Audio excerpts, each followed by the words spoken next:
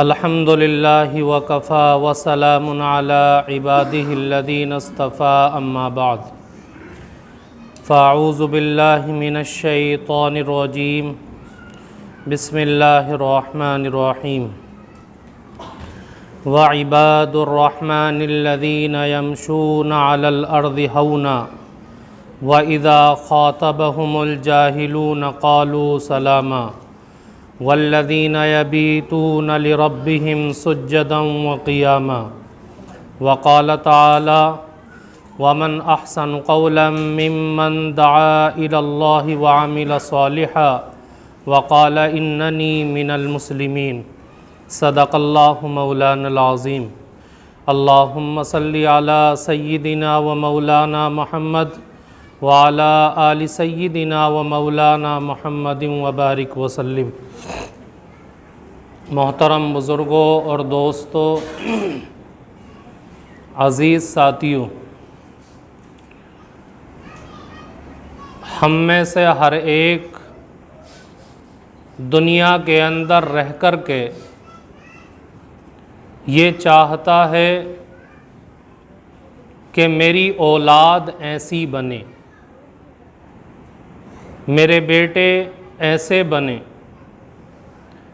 फिर हर एक की चाहत अलग अलग हुआ करती है। कोई चाहता है कि मेरी औलाद डॉक्टर बने, कोई चाहता है इंजीनियर बने, कोई चाहता है प्रोफेसर बने, कोई चाहता है बिजनेसमैन बने। हर एक की अपनी अलग अलग ख्वाहिशें और चाहतें हुआ करती हैं। फिर जिसकी जो चाहत होती है वो उसके मुताबिक अपनी औलाद को बनाने के लिए मेहनत करता है, उसके असबाब को इख्तियार करता है। अब मेहनत करने के बाद और असबाब को इख्तियार करने के बाद अगर औलाद वैसी बन जाती है जैसा कि वो चाहता था, तो उस इंसान के दिल को जो खुशी हुआ करती है उस खुशी को लफ्ज़ों के अंदर बयान नहीं किया जा सकता। मेरे बुज़ुर्गों, जब इंसान अपनी औलाद को अपनी ख्वाहिश के मुताबिक बनने पर खुश होता है और उसको अपनी उस औलाद से बेपनाह मोहब्बत होती है, ऐसे ही अल्लाह रब्बुल इज़्ज़त की ज़ात है जो चाहती है कि मेरे बंदे ऐसे हों।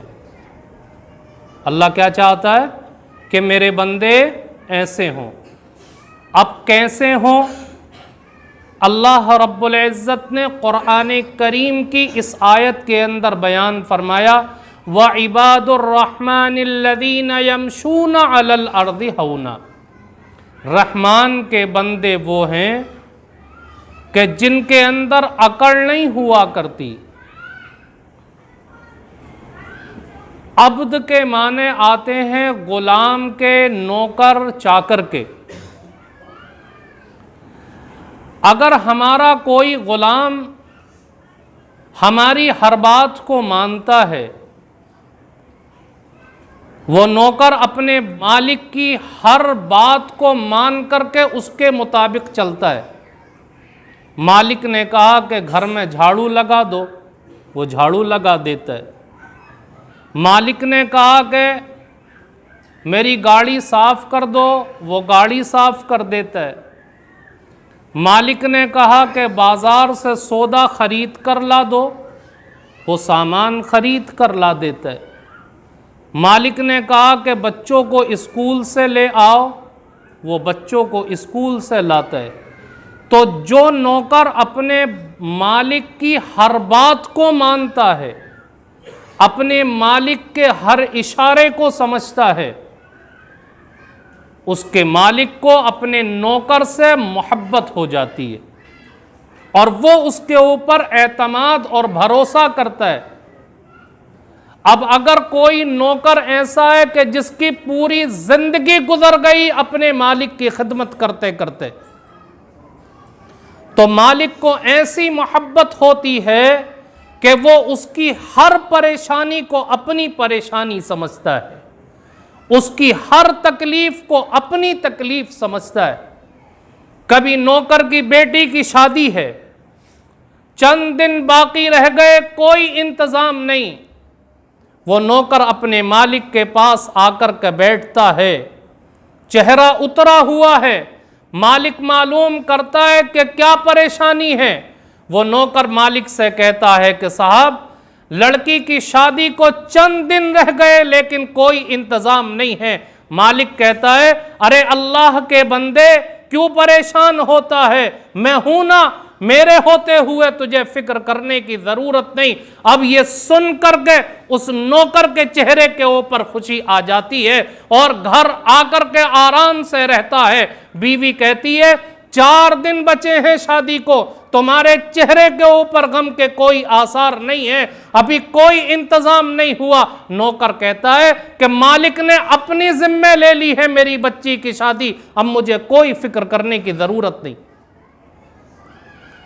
कभी नौकर का बच्चा बीमार हो गया, आकर के मालिक से कहता है, मालिक डॉक्टर ने ऑपरेशन को कहा है, पैसों का इंतजाम नहीं। मालिक कहता है कि जा करके इलाज करा, पैसे का मैं देख लूंगा। जाकर के इलाज कराता है।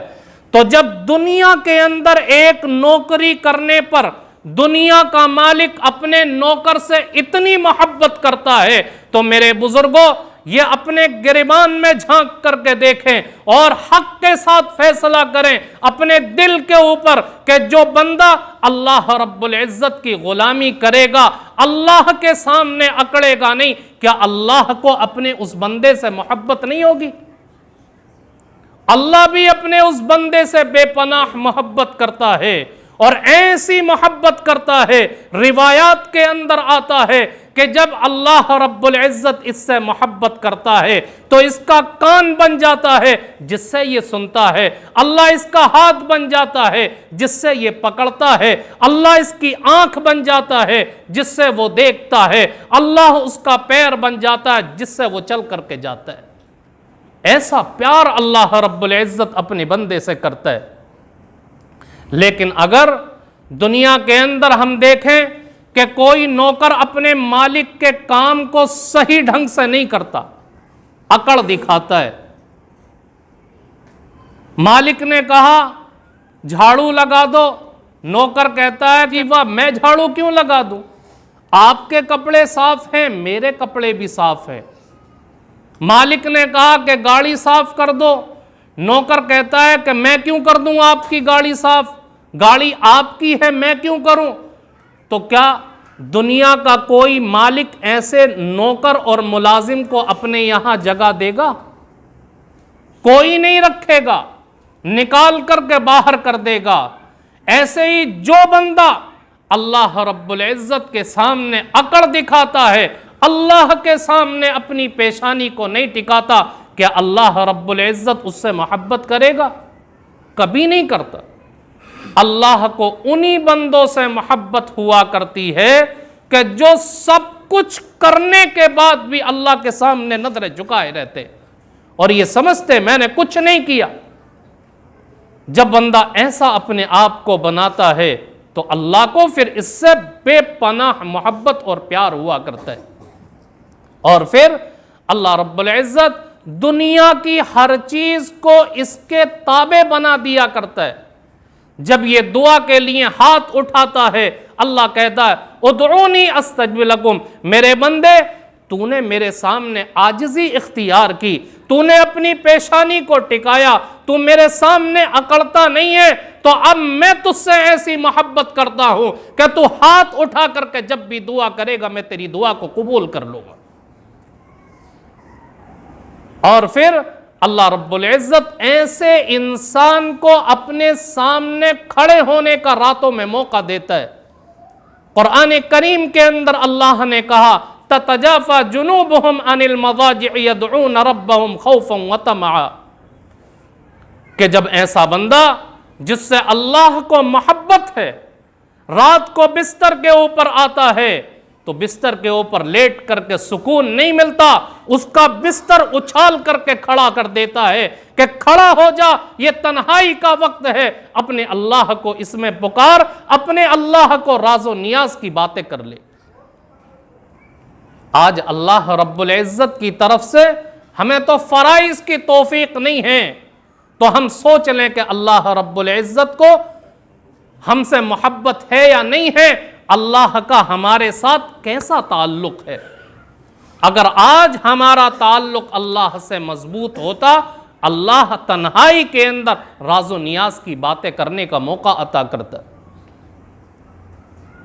आज इंसान अपने अल्लाह से इतना दूर हुआ कि अल्लाह के दर पर तभी आता है जब उसको कोई तकलीफ और मुसीबत पेश आती है।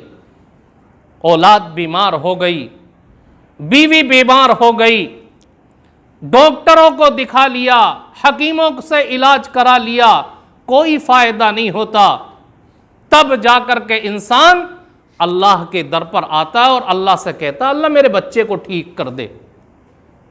कभी ऐसा हुआ कि आदमी बाहर है, बच्चे की तबीयत खराब हो गई, बीवी ने फोन किया कि बेटा बीमार हो गया, अचानक तबीयत खराब हो गई, क्या कोई बाप ये कहता है कि अल्लाह की बंदी मैं आता हूं घर पर, उसको डॉक्टर के पास लेकर के जाऊंगा, तू इतने मुसल्ला बिछा करके अल्लाह से दुआ मांगना शुरू कर?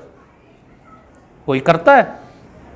मेरे बुजुर्गों, अगर दुनिया और आखिरत के अंदर भलाई हम चाहते हैं और हमें यह चाहिए कि अल्लाह हमें दुनिया और आखिरत में सुरखरुई अता फरमाए, तो हमें अपने आप को अल्लाह के अहकामात का ताबे और फर्मा बरदार बना करके अपने आप को रखना पड़ेगा। और जब अल्लाह के अहकामात का ताबे और फर्मा बरदार हम अपने आप को बनाएंगे तो अल्लाह दुनिया के अंदर हर आसानी को पैदा कर देगा। आपने एक बादशाह का वाकया सुना होगा। एक मर्तबा एक बादशाह ने यह ऐलान कराया कि कल सुबह शाही खजानों के दरवाजे खोले जाएंगे और हर एक को खजाने के अंदर आने की इजाजत होगी और जो शख्स जिस खजाने को हाथ लगा देगा वो चीज उसकी हो जाएगी। चुनांचे जब ये ऐलान हुआ तो सारे शहर के लोग, सारी रियाया इंतजार में लग गई, कब सुबह हो, कब शाही खजानों के दरवाजे खुलें और हम सामान के ऊपर हाथ रखें ताकि वो सामान हमारा हो जाए। इंतजार कर रहे हैं, आपस में मशवरे चालू हैं। कोई कहता है कि मैं तो सोने के ऊपर हाथ रखूंगा, कोई कहता है मैं तो हीरे जवाहरात के ऊपर हाथ रखूंगा, कोई कुछ कहता है, कोई कुछ कहता है। चुनांचे सुबह हो गई। सुबह होते ही शाही खजानों के दरवाजे खोल दिए गए। अब लोगों की भीड़ उमड़ पड़ी, कोई हीरे जवाहरात की तरफ दौड़ रहा है, कोई सोने चांदी की तरफ दौड़ रहा है, कोई दीगर सामानों की तरफ दौड़ रहा है और जाकर के उनके ऊपर हाथ रख रहा है। और बादशाह एक ऊंची जगह कुर्सी लगा करके सबको देख रहा है। एक शख्स को देखा कि वो बादशाह की तरफ चलता हुआ आ रहा है, ना वो किसी हीरे जवाहरात को हाथ लगा रहा है, ना किसी सोने चांदी को छूने की कोशिश कर रहा है, बादशाह की तरफ चल करके आ रहा है और आकर के उसने बादशाह को छू दिया। बादशाह ने मालूम किया, क्या तुम्हें सोना चांदी नहीं चाहिए, क्या तुम्हें हीरे जवाहरात नहीं चाहिए? तो वो शख्स कहता है बादशाह सलामत, ये हीरे जवाहरात तो सब कुछ मुझे मिलेंगे। बादशाह ने कहा वो कैसे? कि जब आपने ये ऐलान किया कि जो जिस चीज को छू देगा वो उसकी हो जाएगी, मैं आपको छू रहा हूं और आपको छुआ है मैंने, जब आप मेरे हो गए तो अब हर चीज मेरी हो जाएगी, जो चीज बादशाह की वो मेरी। तो मेरे बुजुर्गों, जब हम अल्लाह रब्बुल इज्जत के हकीकी मानों में बंदे बनेंगे तो अल्लाह ने जो चीजें बंदों के लिए बनाई हैं वो सारी की सारी अल्लाह रब्बुल इज्जत मुसक्कर कर देगा। लेकिन हम चाहते ही नहीं, हम कुछ नहीं करते, उसके बाद भी सीना तान करके चलते हैं, अकड़ करके चलते हैं। अगर किसी के पास इल्म आ गया तो उसको इल्म का गुरूर है, किसी के पास चंद टके आ गए तो उस दौलत का उसको गुरूर है, किसी के पास ताकत है तो उस ताकत का उसको गुरूर है, किसी के पास दीगर कोई ओहदा आ गया तो उस ओहदे का उसको गुरूर है। अल्लाह रब्बुल इज्जत ऐसे लोगों को पसंद नहीं करता। अल्लाह तो कहता है कि मुझे वो बंदे पसंद हैं, वो बंदे पसंद हैं जो जमीन पर चलते हैं तो अकड़ करके नहीं चलते, अकड़ करके नहीं चलते। आकाए मदनी जनाब मोहम्मदुर रसूलुल्लाह सल्लल्लाहु अलैहि वसल्लम को अल्लाह ने इतना इल्म दिया था कि तमाम अंबिया को जो इल्म अता किया गया था वो सारे इल्म को मिला लिया जाए तो उन सब का इल्म अल्लाह के नबी के इल्म के आगे एक राई के दाने के बराबर। इतना इल्म अल्लाह रब्बुल इज्जत ने दिया, यहां तक के जन्नात भी आपसे बात कर रहे हैं, इंसान आपसे बात कर रहे हैं, दरख्त आपसे बात कर रहे हैं, कंकरी और पत्थर आपसे बात कर रहे हैं। आज सबकी भाषा समझते हैं। अल्लाह ने हर चीज का इल्म आपको दिया था, लेकिन उसके बावजूद अल्लाह के नबी ने कहा कि मुझे इसके ऊपर कोई फख्र नहीं। और वैसे ही अल्लाह के नबी अलैहिस्सलातु वस्सलाम ने सहाबा की तरबियत की कि सहाबा इकराम को बड़े बड़े ओहदों के ऊपर फाइज किया गया, लेकिन उनके हुलिये को देखकर, उनके लिबास को देखकर पता नहीं चलता था कि ये बादशाह है और इतना बड़े ओहदे के ऊपर फाइज है। हजरत उमर फारूक रज़ी अल्लाह तआला अन्हु को एक मर्तबा एक घोड़ा दिया गया कि इसके ऊपर सवार हो करके जाएं ताकि आप जहां जा रहे हैं उनके ऊपर एक रोब पड़े और वो लोग आपको इज्जत और एहतराम की निगाह से देखें। हजरत उमर फारूक रज़ी अल्लाह तआला अन्हु कहते हैं कि अल्लाह रब्बुल इज्जत ने मुझे जो इज्जत दी है वही इज्जत काफी है और मुझे जरूरत नहीं है। बैतुल मक़दिस को फतह करने के लिए गए तो कपड़ों के ऊपर पैबंद लगे हुए थे, कोई अकड़ नहीं, किसी तरह का कोई गुरूर नहीं, रातों को इबादत कर रहे हैं, पूरी पूरी रात अल्लाह के सामने रोते हुए गिड़गिड़ाते हुए गुजार दी। अल्लाह के नबी अलैहिस्सलातु वस्सलाम पूरी रात इबादत कर रहे हैं, आपके पांव मुबारक वरम से मोटे हो जाते हैं, सूज जाते हैं और इतने लंबे लंबे सजदे करते हैं। हजरत आयशा रज़ी अल्लाह तआला अन्हा को ऐसा लगने लगा कि कहीं रूह तो परवाज नहीं कर गई, तो इस तरीके से पैर पर हाथ लगा करके देखती, इतने लंबे लंबे सजदे कर रहे हैं, रातों को रो रहे हैं, गिड़गिड़ा रहे हैं और उसके बावजूद क्या कहते हैं, मा अबदना का हक का इबादतिक वमा अरफना का हक का मारिफतिक। ए अल्लाह, जैसी तेरी इबादत का हक था मैं वैसी इबादत ना कर सका, जैसे तुझे पहचानने का हक था मैं वैसा ना पहचान सका। ये उनकी सूरत हाल है जो रातों को अल्लाह के सामने रो रहे हैं, रातों को अल्लाह के सामने गिड़गिड़ा रहे हैं। हजरत इमाम अबू हनीफा रहमतुल्लाह अलैह भी काबे का तवाफ करते हैं, पूरी पूरी रात अल्लाह की इबादत करते हैं और कहते हैं अल्लाह जैसा तेरी इबादत का हक था मैं वैसी इबादत ना कर सका। ऐसी आजिज़ी और इनकिसारी, हम तो फर्ज नमाज भी नहीं पढ़ते फिर भी हमारे दिल में ख्याल नहीं आता अल्लाह जैसा तेरी इबादत का हक था वैसे हम इबादत ना कर सके। आज हमारी सूरत हाल क्या है? इसलिए मेरे बुजुर्गों, अल्लाह रब्बुल इज्जत चाहता है कि मेरे बंदे ऐसे बने, और कैसे कि जब अल्लाह के सामने चले तो उनके अंदर अकड़ ना हो, उनके अंदर किसी तरह का गुरूर ना हो, अल्लाह के सामने झुक करके चलें। और मेरे बुजुर्गों, दूसरी आयत में अल्लाह ने कहा कि सबसे बेहतरीन बंदा वो है जो अल्लाह की तरफ बुलाने की कोशिश करता है और उसका अमल अच्छा है, उसका अमल अच्छा है। अब हमारा अमल कैसा है, हम अपने बारे में कुछ सोच लें। अब अमल अच्छा कैसा होगा? आदमी अपनी जिंदगी के अंदर अल्लाह के अहकामात पर मुकम्मल तरीके से अमल करने की कोशिश करे। इंसान ये सोचे कि मेरी जिंदगी अल्लाह की दी हुई अमानत है, मैं अपनी जिंदगी के अंदर अल्लाह की नाफरमानी नहीं करूंगा। अल्लाह के नबी अलैहिस्सलातु वस्सलाम जो तरीका बता करके गए, मैं उसके मुताबिक अमल करके जिंदगी गुजारने की कोशिश करूंगा। और फिर वो उसी के मुताबिक अपनी जिंदगी को ढालता है, हर अमल को, हर फर्ज को, हर वाजिब को उसी के मुताबिक करने की कोशिश करता है, तो उसकी जिंदगी का अमल अच्छा हो जाएगा। लेकिन ये कब होगा?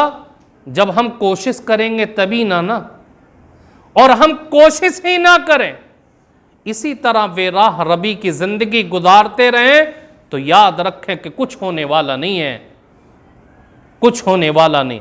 और जब अल्लाह रब्बुल इज्जत अपने बंदे से मोहब्बत करेगा, अल्लाह रब्बुल इज्जत के अहकामात पर बंदा अमल करेगा, तो क्या होगा? अल्लाह रब्बुल इज्जत ने फरमाया, वल्लज़ीना यबीतून लिरब्बिहिम सुज्जदन व क़ियामा, अल्लाह रुकू और सजदे की तौफीक उसको अता करेगा।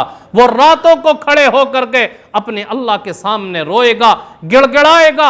अल्लाह रब्बुल इज्जत तन्हाई में मुनाजात का मौका अता फरमाएगा। लेकिन ये कब हो रहा है? जब इंसान कोशिश कर रहा है अपनी जिंदगी को वैसा बनाने की। आज हम सुनते तो हर किसी की हैं, लेकिन कोशिश ही नहीं करते, तो सुनने से कुछ नहीं होता। जब कल क़यामत के दिन अल्लाह रब्बुल इज्जत की तरफ से फैसला होगा और इंसान को उठा करके जहन्नम की आग में फेंका जाएगा, तो क्या कहेगा? वक़ालू लौ कुन्ना नस्मउ औ नाक़िलु मा कुन्ना फ़ी अस्हाबिस सईर, काश के हम दुनिया के अंदर सुन लेते, समझ लेते और उसके ऊपर अमल कर लेते, तो आज जहन्नम के अंदर ना जाते।